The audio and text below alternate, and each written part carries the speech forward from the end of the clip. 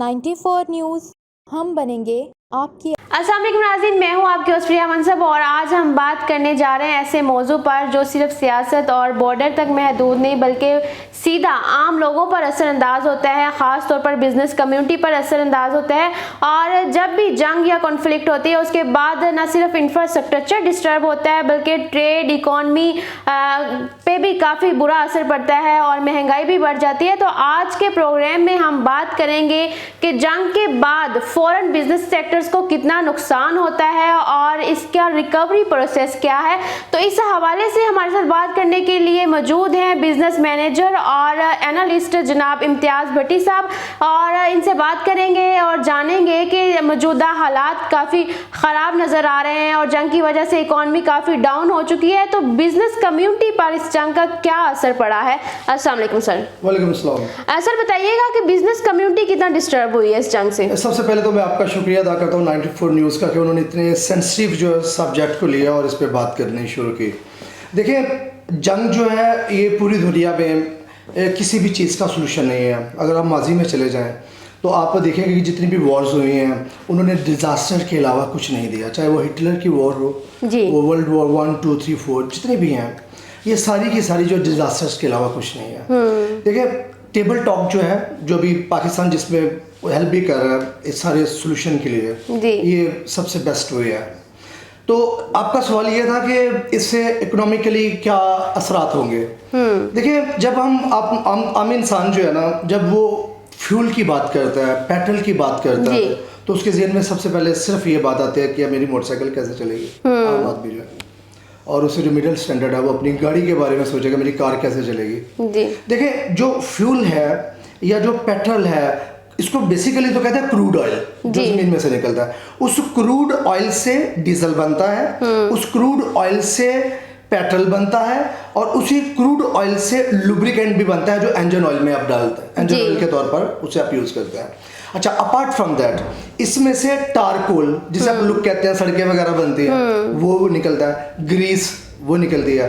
Apart from that, जितनी भी packaging है अक्रॉस द ग्लोब, जितनी भी आप पैकेजिंग वगैरह इस्तेमाल करते हो, ग्रेवियर पैकेजिंग जो केचप की पैकेजिंग होती है, वो वाली प्लास्टिक वाली, ये सारी की सारी आपको पता है, ये पैकेजिंग जो है करंट एरा में that is the most modern packaging style. तो जब आपका फ्यूल वाला सेगमेंट जो है वो डिस्टर्ब होगा वॉर की वजह से, तो उससे ये वाली पैकेजिंग वाला सेगमेंट भी डिस्टर्ब होगा। तो क्योंकि FMCG जितनी भी है, जो फास्ट मूविंग गुड्स होती हैं, फास्ट मूविंग गुड्स जो है जितनी भी हैं, ये सारी की सारी डिस्टर्ब होगी। बिकॉज जितनी भी आप रोज़मर्रा डेली कमोडिटीज़ जो आप यूज़ करते हो, ये सारी की सारी डिस्टर्ब होगी।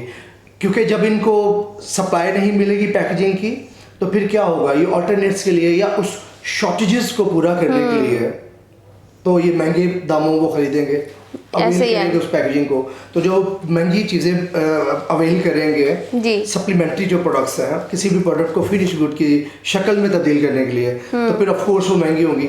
तो उसका अल्टीमेट जो कॉन्सिक्वेंसेस है वो तो एक नॉर्मल बंदे पे आएगा, मुझ पे आएगा, आप पे आएगा, हम सब पे आएगा। तो ऑफ कोर्स ये देखिए, मैं आपको बताऊं, आफ्टर वॉर जितनी भी इंडस्ट्री है ये बैडली इम्पैक्टेड होगी। ओके सर, आपने पेट्रोल की बात की और बाइक्स की भी बात की, तो हमने देखा है कि काफ़ी रुझान लोगों का इलेक्ट्रिक बाइक्स की तरफ, इलेक्ट्रिक गाड़ियों की तरफ बढ़ गया है। तो क्या ये अच्छा इनिशिएटिव है पेट्रोल से बचने के लिए? इनिशिएटिव देखिए बहुत अच्छा है, लेकिन आप ये देखेंगे कि पिन एनर्जी कितनी प्रोड्यूस होती है और ये जो डीजल से या फ्यूल से जो एनर्जी है वो कितनी प्रोड्यूस होती है। पाकिस्तान में क्योंकि हम प्राइवेट सेक्टर्स जो है उनसे बहुत सारी जो है वो इलेक्ट्रिसिटी जो है वो बाय करते हैं, तो वो सारी की सारी जो बिजली है वो फ्यूल बेस्ड है। अच्छा जी बिल्कुल, तो वो फ्यूल बेस्ड है क्योंकि हम कुछ अपने डैम्स पे भी हासिल करते हैं, बट बहुत सारी जो है वो इन्हिसार हमारा जो है डिपेंडेंसी जो है वो फ्यूल वाली एनर्जी से भी है, वहाँ से भी लेते हैं। तो देखो, अगर और इसके अलावा ग्लोबली अगर पर्सपेक्टिव में आप देखोगे ना, तो जितनी भी इलेक्ट्रिक कार्स है ना, वो ज़्यादातर उन कंट्रीज़ में इस वक्त ऑपरेशनल है जिनका सोर्स ऑफ एनर्जी जो है वो फ्यूल है। तो जब फ्यूल डिस्टर्ब होगा तो फिर ये सारी जो इलेक्ट्रिसिटी है, क्योंकि वो उनकी डिपेंडेंसी जो है वो फ्यूल के ऊपर है, तो वो कार वाली इलेक्ट्रिसिटी जो है ना, जो इलेक्ट्रिक कार्स हैं वो भी डिस्टर्ब होंगी।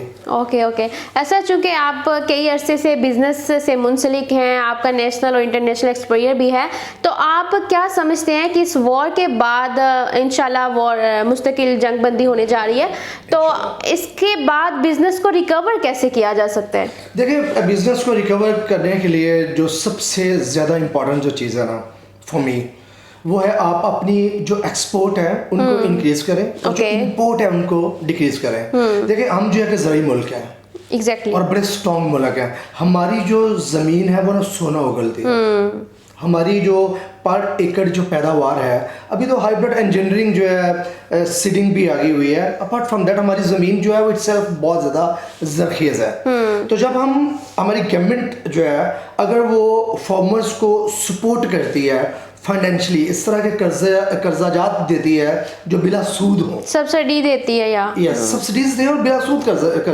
कर्जाजात दे, जो इंटरेस्ट फ्री हो, टैक्सेस कम हो, फिर उसकी अच्छी कीमत पे उस फसल को बाय करें। देखिए, अगर हम वीट जो है लोगों को मोटिवेट करते हैं फार्मर्स को कि आप वीट जो है ना उसकी क्रॉप को जो है ना वो बढ़ाएं, उसे इंक्रीज करें, तो वो बढ़ा देंगे।